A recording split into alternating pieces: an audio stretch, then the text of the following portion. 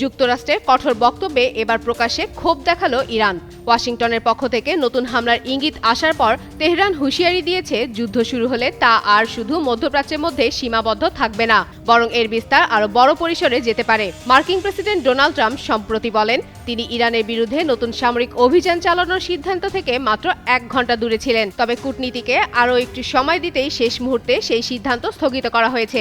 ট্রাম্পের এই মন্তব্যের পরই কড়া প্রতিক্রিয়া জানায় তেহরান। আন্তর্জাতিক বার্তা সংস্থা রয়টার্সের প্রতিবেদনে বলা হয়েছে, ইরান এ সপ্তাহে যুক্তরাষ্ট্রের কাছে নতুন একটি প্রস্তাব দিয়েছে, তবে তাদের অবস্থানে আগের দাবিগুলো আবার উঠে এসেছে।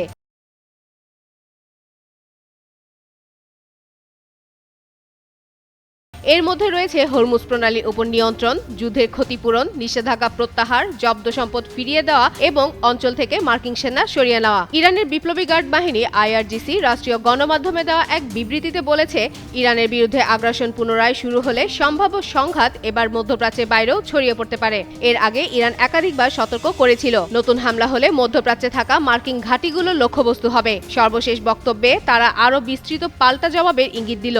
এদিকে দুই দেশের পাল্টাপাল্টি অবস্থানের কারণে আন্তর্জাতিক তেলের বাজারেও অস্থিরতা বাড়ছে।